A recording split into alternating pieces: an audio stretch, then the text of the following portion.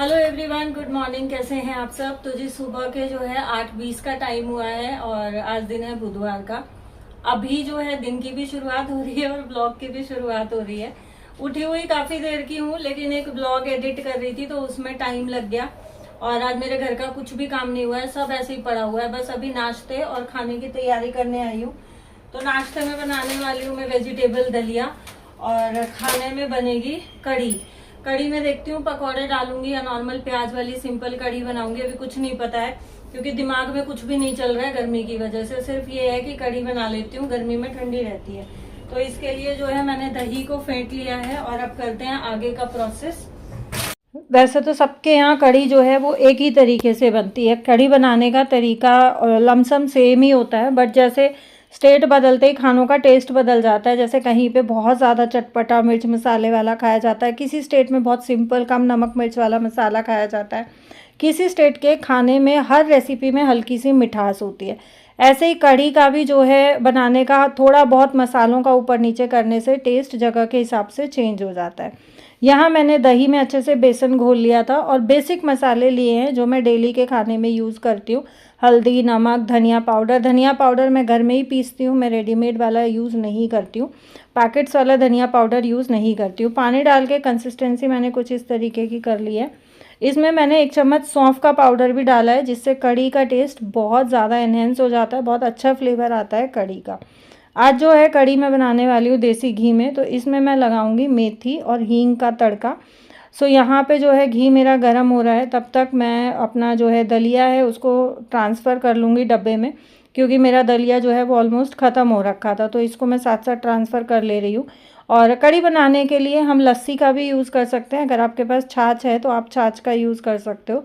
कई जगह पे छाछ बोलते हैं, मट्ठा बोलते हैं, हमारे यहाँ लस्सी बोलते हैं। जैसे पंजाब में लस्सी मीठी छाछ को बोला जाता है, बट हम लोगों के यहाँ लस्सी ही बोलते हैं। कई जगह छाछ बोल देते हैं, कई जगह सीत बोल देते हैं। तो हरियाणा में भी अलग अलग जगह के हिसाब से नामों में थोड़ा फेरबदल हो जाता है। तो यहाँ पे जो है मुझे थोड़ी सी ये गाढ़ी लग रही थी, इसमें मैंने और पानी मिक्स कर दिया और बिल्कुल पतली सी कंसिस्टेंसी इसकी रखेंगे, क्योंकि पकते पकते जो है कढ़ी ऑटोमेटिकली गाढ़ी हो जाती है। साथ साथ जो है मैं अपनी किचन की क्लीनिंग करते चलूँगी, क्योंकि वेडनेसडे इवनिंग को हम लोगों ने कहीं जाना भी था। सो मुझे ये था कि मैं निकलने से पहले 2-2:30 बजे के आसपास का हमारा प्लान था निकलने का। तो मुझे ये था कि निकलने से पहले मैं अपने घर को पूरे को क्लीन करके जाऊंगी, सारे काम निपटा के जाऊंगी, इसलिए मैं पेंडिंग में कुछ भी नहीं छोड़ रही थी। दलिए को धो के अच्छे से और मैंने भिगो के रख दिया है। झाड़ू जो है मैंने पहले ही लगा ली थी, अभी सिर्फ मेरी मॉपिंग बची हुई थी। झाड़ू लगाते टाइम मैंने वीडियो रिकॉर्ड नहीं किया था, क्योंकि उस टाइम मेरा कोई मूड नहीं था कि मैं ब्लॉग शूट करूं। जिस दिन काम बहुत ज़्यादा होता है और गर्मी बहुत ज़्यादा होती है ना, उस दिन मन नहीं होता है। बट फिर मुझे ये लगा कि नहीं यार, ब्लॉग शुरू कर लेना चाहिए, क्योंकि काम सफ़र नहीं करना चाहिए। और मेरा काम तो ऑलरेडी बहुत ज़्यादा सफ़र करता है।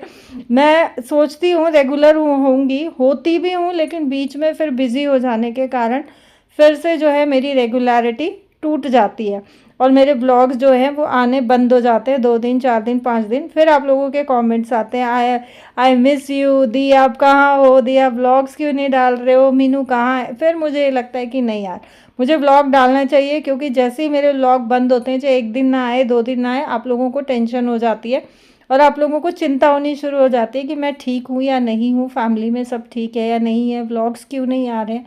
और देखिए, हम लोग एक यूट्यूब परिवार का हिस्सा है, चिंता होना लाजमी भी है। और फैमिली मेरी जो है वो बिल्कुल ठीक है। शायद सुशीला जी ने पूछा था कि मेरी बेटी कैसी है, तो बेटी मेरी बिल्कुल ठीक है। थोड़ी सी बीमार रहती है वो, क्योंकि उसको वहाँ का ना तो क्लाइमेट सूट कर रहा है, अप्रॉक्स 1 साल होने को आया, अभी 2-3 महीने बाकी हैं, ना वहाँ का उसको खाना सूट कर रहा है। तो थोड़ा सा हेल्थ में अप एंड डाउन उसका रहता है, बाकी बिल्कुल ठीक है। और यहाँ हम लोग भी बिल्कुल ठीक है, ऐसा कोई टेंशन वाली बात नहीं थी। थोड़ा सा बिज़ी चल रही थी लकी के एडमिशन को लेके, और अभी भी जो है लकी के एडमिशन को लेके ही हम लोग थोड़ा सा बिज़ी रहने वाले, क्योंकि मेरे हस्बैंड को टाइम नहीं होता है, बिल्कुल भी नहीं रहता है उनको टाइम, कि वो घर की चीज़ों में या बच्चों की चीज़ों में या कोई भी बच्चों का पढ़ाई वढ़ाई का कुछ भी मैटर है उसमें वो अपना इन्वॉल्वमेंट रखें। उनका 0% इन्वॉल्वमेंट होता है। घर का काम, बाहर का काम, बच्चों की पढ़ाई से रिलेटेड, बच्चों के एडमिशन्स कहाँ कराने हैं, बच्चों को क्या करना है क्या नहीं करना है, ये सारी की सारी रिस्पॉन्सिबिलिटीज़ मेरे सिर पे ही है। मेरे हस्बैंड की रिस्पॉन्सिबिलिटी सिर्फ़ और सिर्फ अपने ऑफिस की है और अपने काम की है, उसके अलावा उनका किसी चीज़ में कोई इन्वॉल्वमेंट नहीं होता है। इस वजह से जो है मैं बहुत ज़्यादा बिज़ी रहती हूँ। और आप लोग जानते हो कि मुझे बीच बीच में जो है मम्मी के पास भी जाना पड़ता है। मंदिर जो हम लोगों का है गुड़गांव में मम्मी के यहाँ पे, उसका भी जो है मुझे ही देख रेख करनी होती है। वैसे मम्मी करती हैं डेली, बट ये है कि हफ्ते में 15 दिन में जाके मुझे उसकी डीप क्लीनिंग करनी होती है, जिस तरीके से पापा उसको मेंटेन करके रखते थे। हालांकि हम लोग उतना ज़्यादा मेंटेन करके नहीं रख पाते हैं, लेकिन फिर भी ये है कि देखो, जो पिता की रिस्पॉन्सिबिलिटी थी वो आखिरकार बच्चों को ही लेनी पड़ती है। भाई भी दोनों जो है वो अपने काम में बहुत ज़्यादा बिजी रहते हैं। सो वहाँ की रिस्पॉन्सिबिलिटी देखो, मैं तो कोई नहीं होती हूँ लेने वाली, लेकिन जब तक ऊपर वाला करवा रहा है वही होते हैं कि ऊपर वाला ही आपको जो है चुनता है अपनी सेवा के लिए, है ना। हम कोई नहीं होते हैं कि हम ये बोले कि हम कर रहे हैं। मैंने बहुत लोगों को देखा है, मैं उसकी बहुत बड़ी भक्त हूँ, मैं उसकी बहुत बड़ी भक्त हूँ। तो हम कोई नहीं होते हैं और हम नहीं हैं इतने बड़े भक्त भाई। हम बहुत छोटे से बहुत कण बराबर, एक छोटे से कण बराबर ऐसा व्यक्तित्व है जिनको भगवान ने चुना है अपनी सेवा के लिए, मैं ये मानती हूँ। सो यहाँ पे जो है बहुत सारी रिस्पॉन्सिबिलिटीज़ फ़िलहाल चल रही हैं, इसी वजह से थोड़ा सा बिज़ी रहती हूँ। सो यहाँ पे जो है मेरा कपड़े वपड़ों का सारा काम हो गया है और मैं आ गई थी वेजिटेबल दलिया बनाने के लिए। ऑलमोस्ट घर का सारा काम निपट चुका है, सिर्फ नहाने धोने का बचा है। तो दलिया मैं बना रही हूँ, वेजिटेबल दलिया। मैंने हिंग जीरे में प्याज भून लिया है, एक कड़ी पत्ता दालचीनी डाल के। जैसे ही प्याज भून गया, बहुत ज़्यादा नहीं भुना, अध पका सा रखा है। इसमें मैंने न्यूट्रेला डाला है, मटर डाली है। आपके पास जो सब्ज़ी आप इसमें डाल सकते हो, बहुत गज़ब रेसिपी बनती है।